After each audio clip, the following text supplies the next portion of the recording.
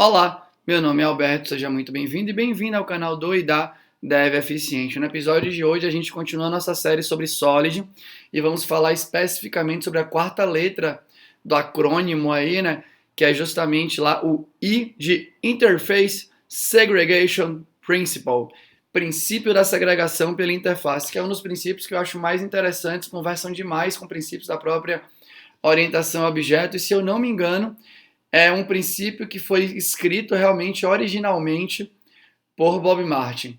Então, na definição, eu vou deixar o link aqui na descrição do vídeo para um drive de Bob Martin que foi escrito lá em 96, com os exemplos escritos em C, se eu não me engano, quando ele fala desse princípio, pelas próprias palavras dele, o princípio da segregação, o princípio, né, da segregação pela interface existe.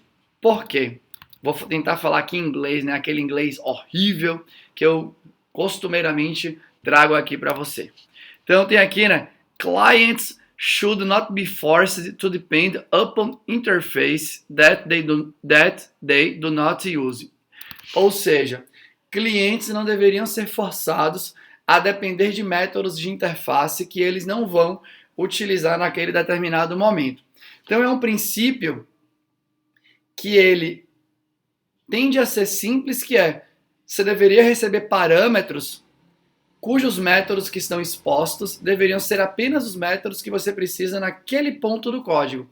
E isso tende a facilitar, né, algumas coisas na manutenibilidade daquele sistema. Então, quais são as minhas suposições, né, as minhas hipóteses de facilitação aqui, que converge, obviamente, com a de Bob Martin nesse caso. Então, realmente, quando você tem uma interface bem definida para receber ali, né, o seu argumento, quem está chamando aquele método sabe exatamente quais métodos devem existir e que vão ser consumidos na implementação daquele método que está sendo invocado. Quando você vai criar, por exemplo, um teste de unidade isolado, é mais fácil, né, de você criar uma imitação do comportamento, né, criar um mock ou algo do gênero. Por quê? Porque a interface, provavelmente, quando você pensa numa interface, né, quando você cria uma interface explicitamente para um determinado método, naturalmente aquela interface vai ter poucos métodos. E se tem poucos métodos, é mais fácil de você criar os imitadores aí, né, os mocks, para que você consiga imitar os comportamentos necessários para que aquele método funcione de maneira interessante. Então funciona bem para o ecossistema como um todo, né?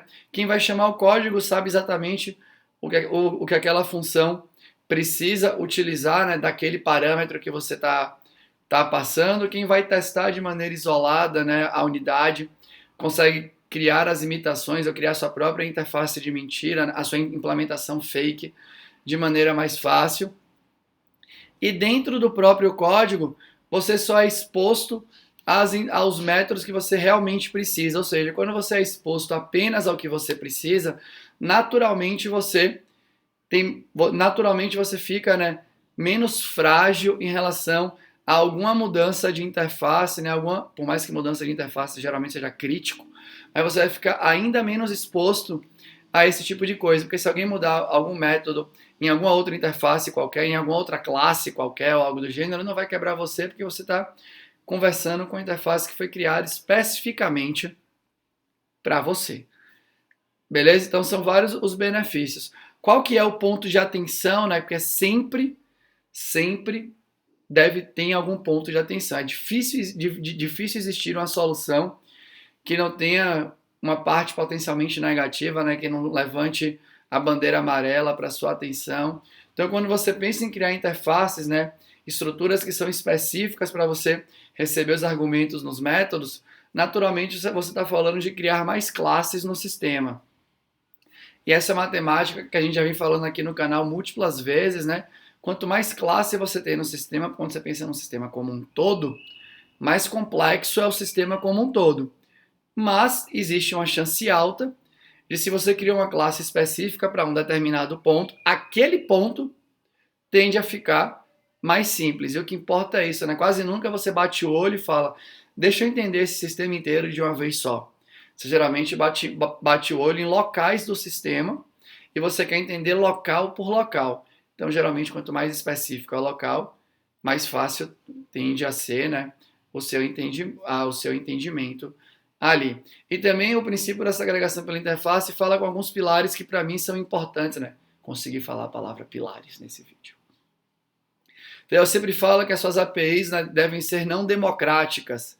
Então, né, quanto mais específico é o são os argumentos de entrada do seu método, menos democrático, né, é aquela assinatura, então mais claro fica para a pessoa quando ela vai chamar ali. Então isso conversa muito, né, com princípios que eu acho que são válidos para que você consiga criar código que seja sustentável a médio prazo, né, a longo prazo dentro da sua empresa. E óbvio que eu falei bastante, né, e acho que faz sentido aqui mostrar um exemplo de código para você. Então deixa eu mostrar aqui. Esse daqui eu quero mostrar, né? Não essa tela preta que apareceu aí no meio. Então, vamos aqui no código, né?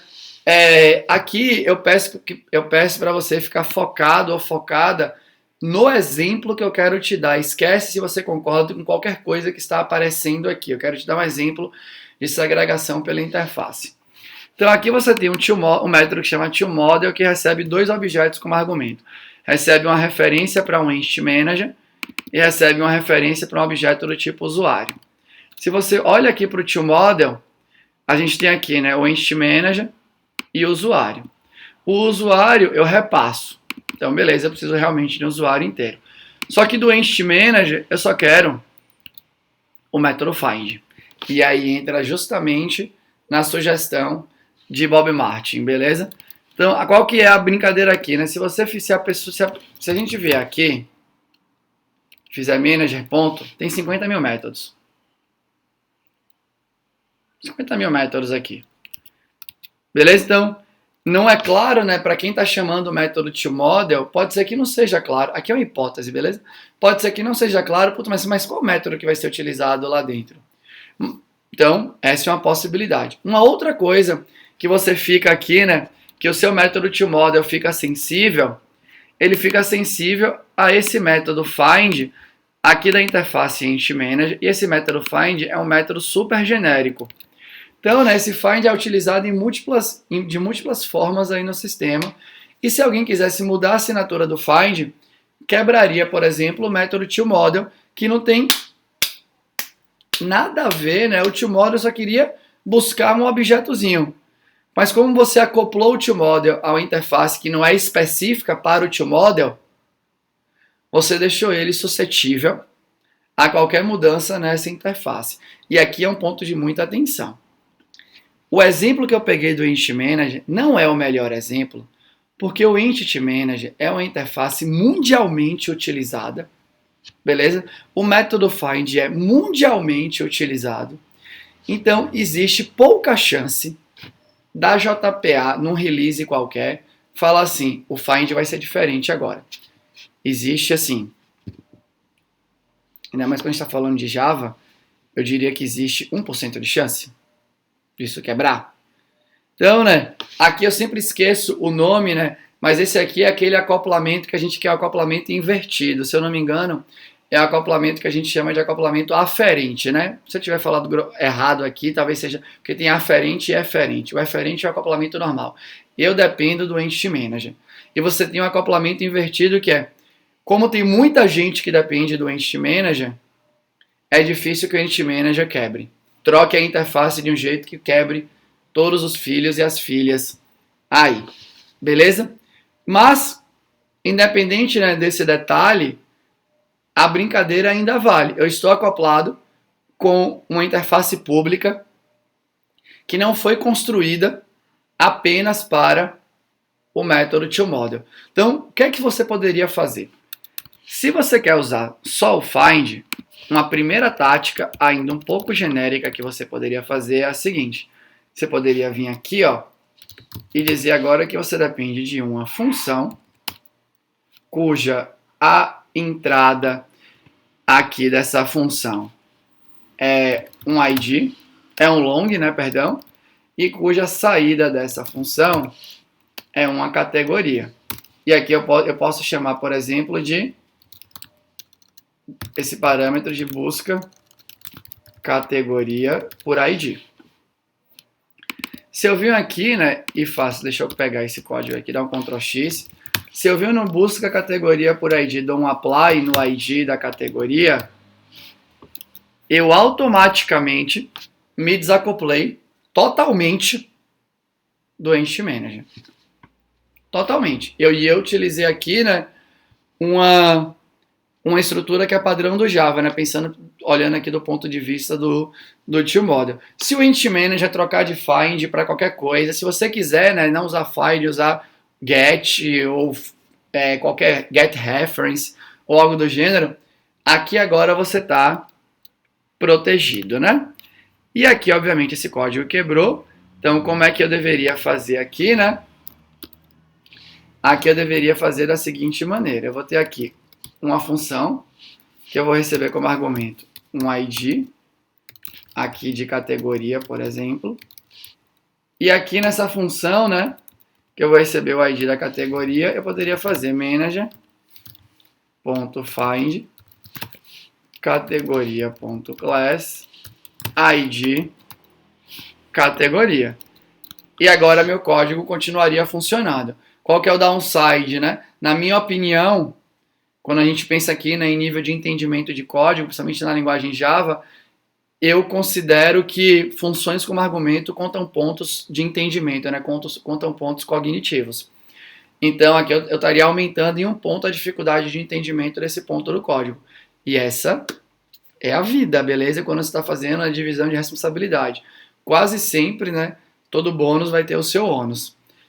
Então, quando você cria uma estrutura nova, né, para desacoplar, você está deixando o contexto como um todo mais difícil, mas você aposta que aquele ponto que você desacoplou, né, você está atendendo um requisito de generalização, você está atendendo um requisito, né, de ficar não frágil a mudanças de interfaces que não foram criadas para aquele ponto, mas você deixa mais difícil talvez o ponto de chamada ou algo do gênero, está tudo bem.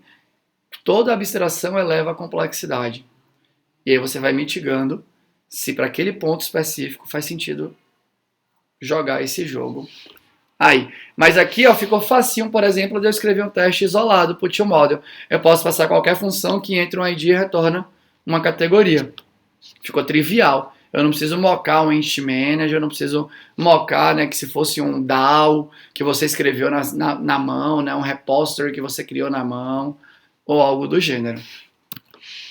E aí, se você quiser, né, você poderia aqui ser ainda um pouco mais específico, porque function é algo super genérico também, apesar que se o Entity Manager não vai mudar, quem dirá o apply. Só para deixar claro, beleza?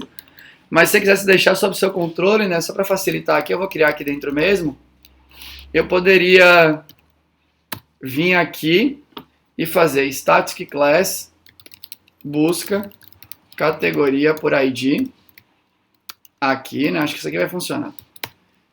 E aqui dentro interface. E aqui dentro eu poderia criar um método que retorna uma categoria e recebe, né? O nome do método aqui, sei lá, é get e recebe como argumento um long que é o ID da categoria. E aqui agora, ó, ao invés de fazer assim, eu posso fazer assim, ó, busca categoria por ID, né? Então eu vou chamar aqui de busca por categoria. Aqui o método vai ser get. Beleza? E olha que interessante, né? Aqui é um recurso que a gente está usando do Java. Essa é uma interface que a gente chama, né? Você poderia até deixar aqui uma dica, né? É um dos pilares lá, né? Você pode deixar dicas de código para facilitar o entendimento da outra pessoa quando vai bater o olho. Essa aqui é uma interface que a gente chama de interface funcional. Então esse ponto do código, ó, nem quebrou, porque eu estou passando uma função que respeita o contrato daquela interface funcional, né? Aqui eu estou recebendo como entrada um ID, um long, e estou retornando uma categoria. Então aqui, né, é um exemplo de aplicação do princípio, né, da segregação pela interface. E é um exemplo super prático. Eu já usei esse exemplo algumas vezes programando. E esse é um princípio, né? Se vocês forem acompanhar aqui a série, Quando a gente falou de princípio da responsabilidade única, aquele eu acho bem controverso, deixei a minha opinião lá. Quando a gente vai para o princípio do aberto e fechado, já é algo mais matemático, e eu acho super válido, obviamente, né? Você utiliza características padrões da orientação a objeto. Princípio de Liskov, aí esse daí está definido no artigo escrito por Bárbara Liskov, obviamente, dizendo o que ela considera que é aquele princípio. Você segue ou não segue, você pode concordar ou discordar, não tem nem o que falar. E aqui, de novo, né? É um princípio, acho que foi descrito por Bob Martin, né? Pelo menos aqui na minha pesquisa, eu não tinha visto, eu não achei nenhuma referência pensando em originalidade antes dele. Você pode concordar ou discordar, eu concordo com esse princípio, eu acho que faz um bom uso de interfaces restritivas, né, de dar caminhos para as pessoas quando elas forem implementar o seu código, deixa o seu método mais seguro, no sentido que ele está menos propenso a parar de funcionar, né, a quebrar a compilação ou algo do gênero em função de uma alteração não planejada, porque você cria uma interface super específica, né, aqui para o método. Essa interface só vai ser usada no lugar que você quer buscar a categoria por ID, definir. Então, acho que tem muitas vantagens e o ponto negativo, né, o ponto de atenção, que é aumentar talvez a complexidade por conta de uma nova classe, eu acho que rola uma mitigação aqui. Mas, obviamente, né, use com parcimônia, você não precisa criar interfaces restritivas para todo santo método que você tem. Ainda mais se seu método já recebe, sei lá, big décimo, recebe long. Aqui mesmo, né, para o Entity Manager, eu considero que talvez você nem precise criar muito, porque o Entity Manager é uma interface que é muito estável. Então, se é muito estável, tem menos chance de alguém mexer ali e quebrar suas pernas. Beleza? Mas, basicamente, era isso que eu tinha para te dizer. Se você gostou, deixa um comentário aqui. Se você não gostou, teu comentário construtivo, deixe aqui também. Eu vou ter o maior prazer em responder. Lembra de se proteger, né? Fique em casa, ou se você agora já quiser dar uma saidinha, lembre de respeitar todos os protocolos de segurança em relação ao coronavírus. Protege você, sua família, sua comunidade. E era isso. Muito obrigado por ter ficado até o final. Eu te vejo no próximo vídeo. Tchau!